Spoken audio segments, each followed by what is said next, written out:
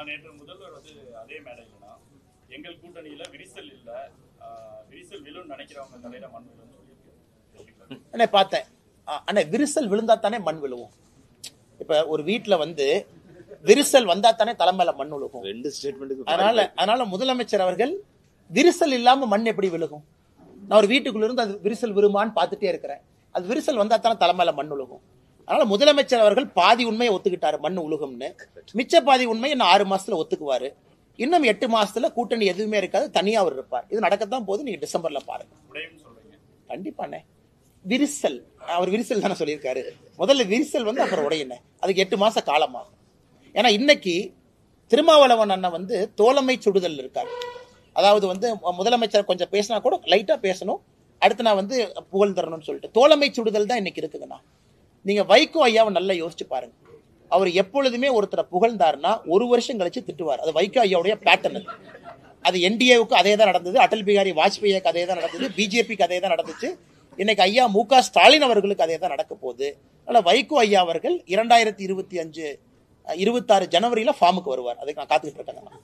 ஆனா இப்ப தர்மபுரி மாவட்ட பொறுப்பாளர் திமுக ஐஏஎஸ் ஐபிஎஸ் அதிகாரிகள் வந்து ஆனா இந்த திமுகவை பொறுத்த வரைக்குங்கன்னா இந்த மாவட்ட செயலாளர் பதவி வந்தோன்னா உங்களுக்கு என்ன ஆகி போயிருதுன்னா, அந்த மாவட்டத்தினுடைய குறுநில மன்னன் அவங்களே பட்டம் சூட்டிக்கிறாங்க.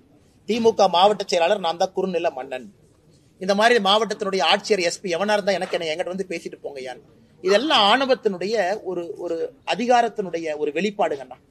அந்த ஆணவத்தினுடைய வெளிப்பாடு தான் அந்த தர்மபுரியில திமுகவுடைய மாவட்ட செயலாளர் பேசிய பேச்சு கட்சி மீட்டிங்ல.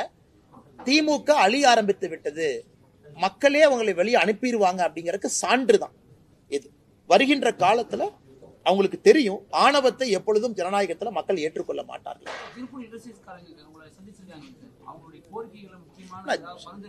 ரெகுலர் மீட்டிங்ஸ்ங்கன்னா சால்வ் பண்ணி கொடுப்போம், அப்பப்ப ஃபீட்பேக் எடுப்போம்.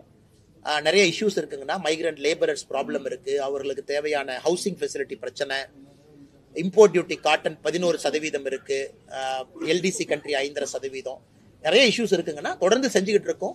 ஏன்னா டெக்ஸ்டைல் வந்து டைனமிக் செக்டருங்கண்ணா.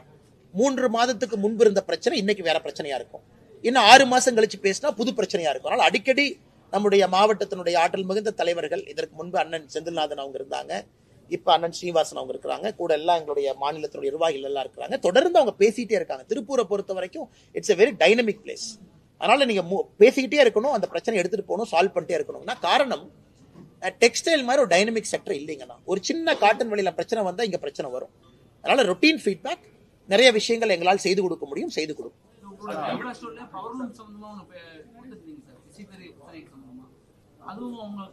ஆமாங்க, நான் அதுவும் இன்னைக்கு பேசணும், என்னென்ன முயற்சி எடுத்திருக்கோம் நம்ம சொன்னோம். பாரத் டெக்ஸ் ஃபேர்ல நம்ம பிரதமர் மோடி ஐயா சொல்லியிருக்காங்க அடுத்து என்ன பண்ண போறோம், என்ன செய்ய போறோம்னு. குறிப்பா உங்களுக்கு அந்த டஃப்ட் ஸ்கீம் திரும்ப வரணும், அதெல்லாம் பேசிருக்கோங்கன்னா 100% செஞ்சு கொடுப்போம். தமிழ்நாட்டுடைய கலை கலாச்சாரத்தை இந்த திமுக அழிக்க பார்க்குது அப்படின்னு சொல்லிட்டு இந்த பகுதியாவது ஆதிச்சநல்லூர் கீழடி போல வந்து இங்கேயும் அகழ்வாராய்ச்சி பண்ணணும் அப்படின்னு சொல்லிட்டு காவுத்தம்பாளையம் கிராமத்தில் கிட்டத்தட்ட 600 நாட்களாக தொடர்ந்து.